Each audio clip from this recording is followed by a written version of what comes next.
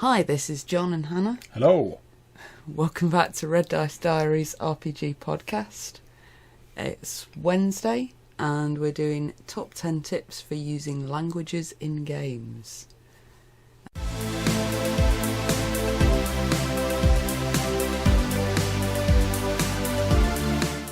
I came up with this idea from watching the Hermitcraft server on YouTube.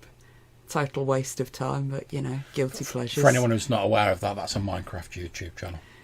They have many different people playing Minecraft from all over the world. Several of the members of the Hermitcraft server have not English as their first language. I'm not entirely sure what the first language of some of them is. All right, okay. I know they've got at least one German and at least one Swede.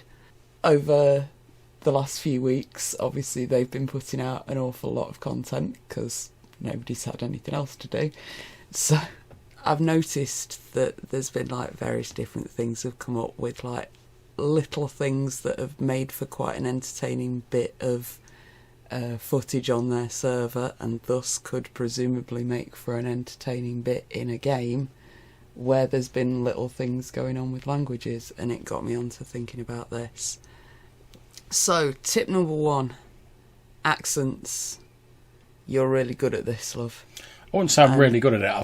I've got a few accents I can do passably that I can do in slightly different tones of voice, so I sort of reuse a lot of them. Yeah, it's a really good way for filling out a character very quickly to use an accent, and it helps you to stay in character, and it helps people to know that you are in character. Plus as well, it doesn't matter if your accent's like not 100% accurate and it's a bit crappy. That's all part of the fun of like a game. You're not trying to represent anyone, like an actual person. You're just trying to differentiate that NPC a bit from the other NPCs.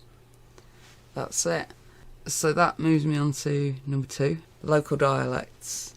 There's little local words that can cause misunderstandings, and the UK is particular for this, because English has been developing in all these little bubbles for so long. Yeah. We've got loads of different like phrases, different words, different uses around the country. And cob is the one that springs to mind. Surely you mean bap? Or barm cake. Or batch.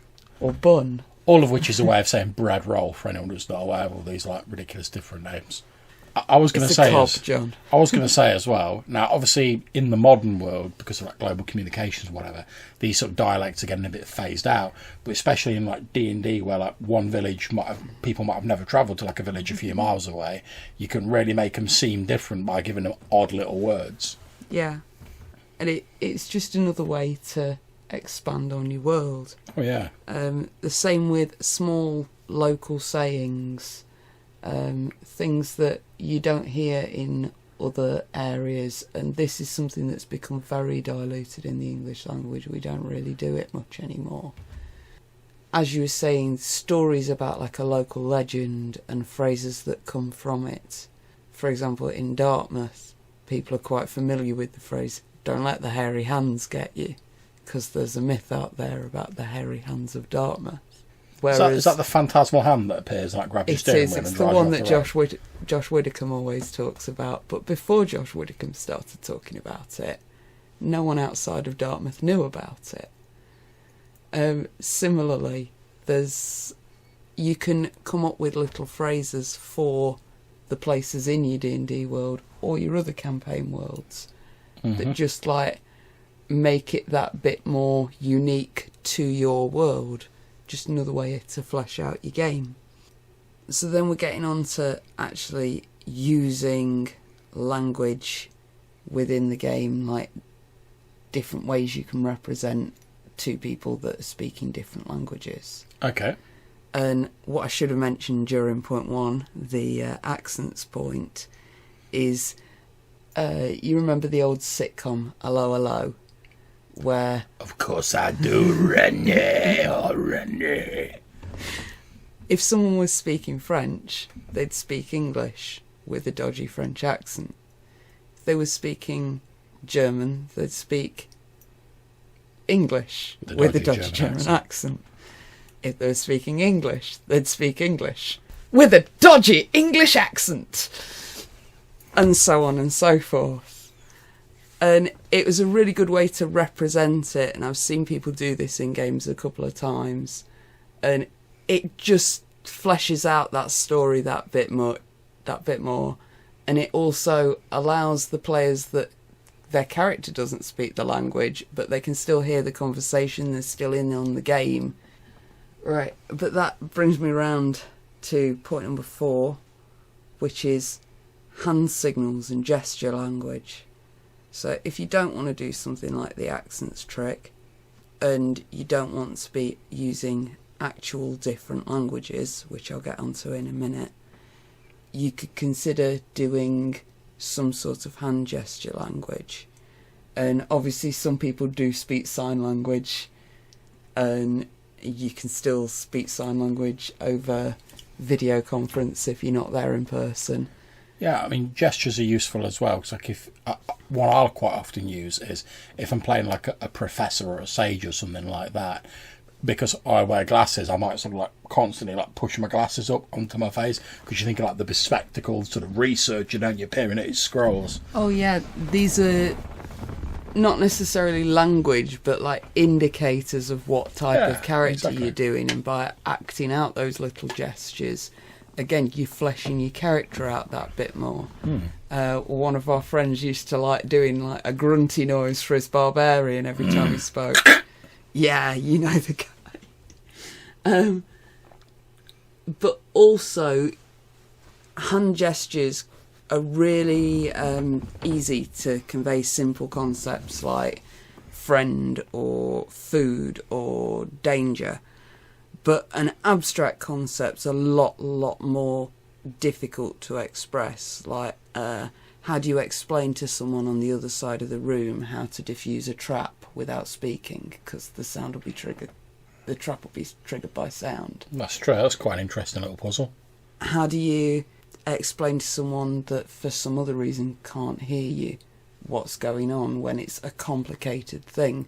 And most of the time, all you need to do is either put your finger to your lips for shh, or indicate danger and the way away from it, and then you can like go and do some D&D magic or put them in the med bay or whatever, and it's solved.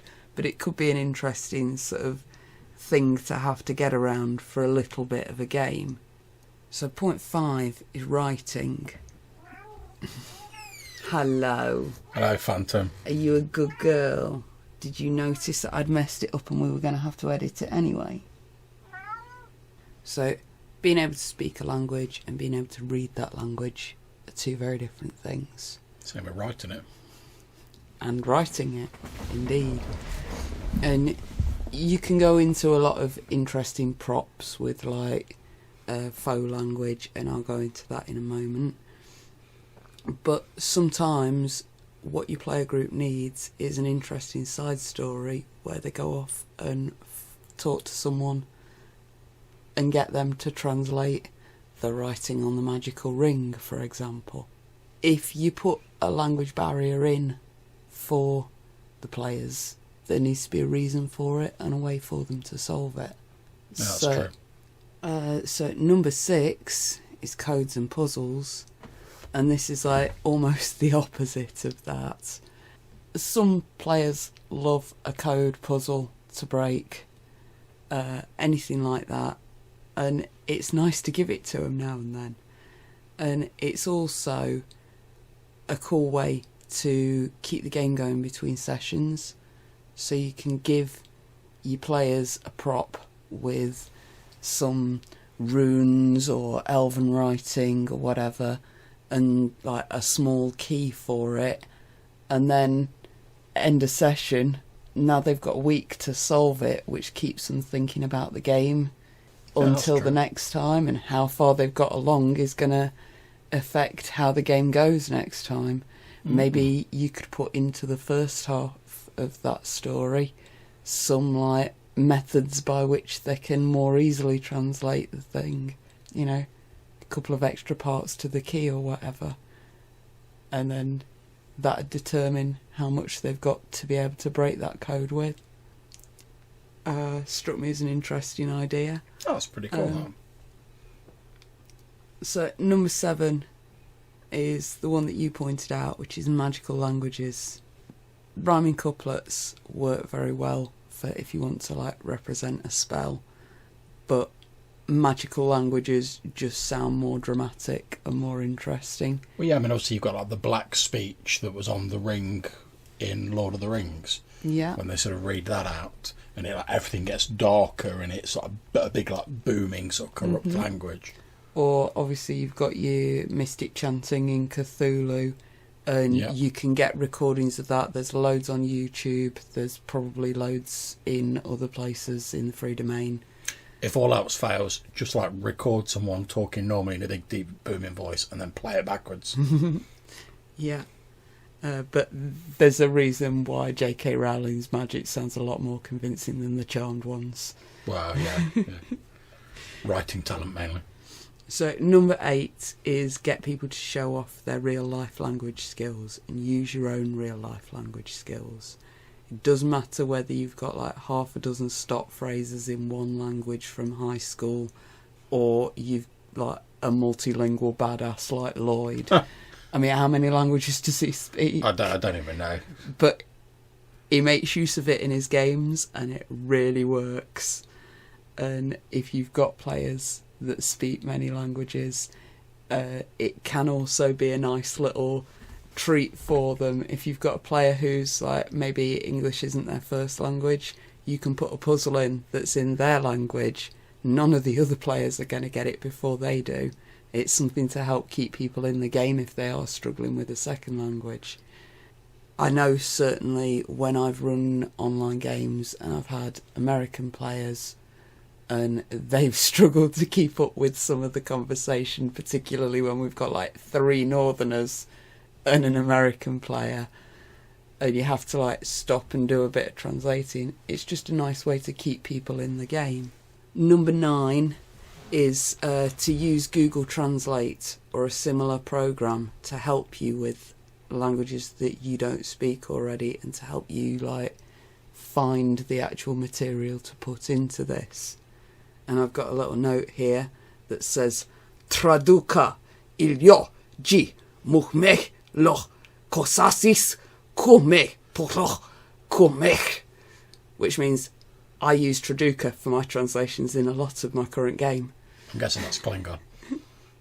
Yes, they have the Klingon to English translator. There's another website that has a Klingon to Vulcan translator. Obviously, Google Translate has quite a few different things. For sort of fantasy, particularly Tolkien as well, there's plenty of like Elven and sort of Orc translators and stuff like that. I'm pretty sure Google Translate does Dothraki. All right, okay. Yeah. There's loads of them. Make use of them. They're great.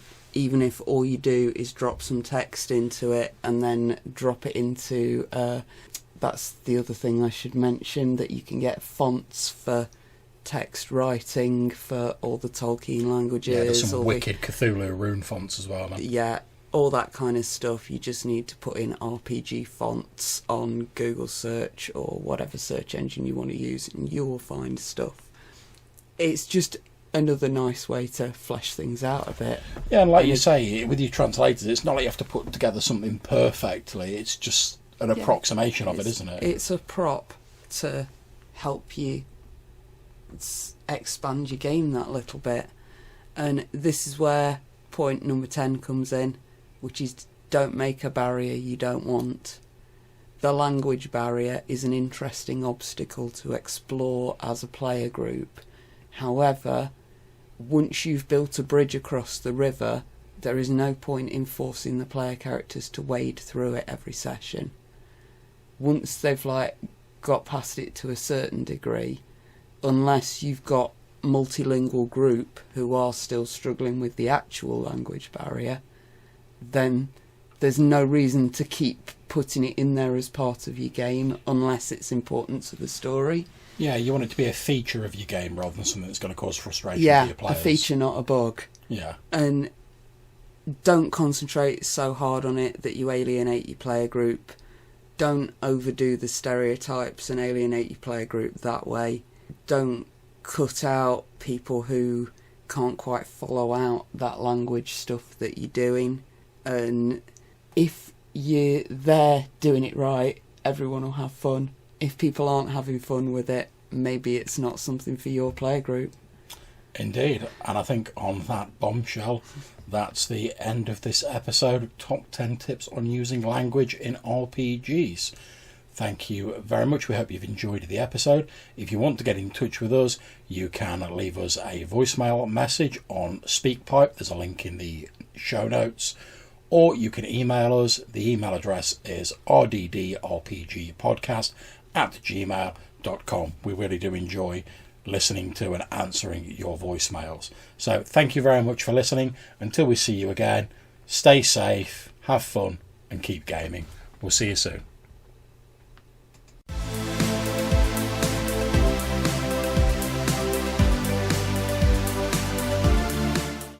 Bah, sorry.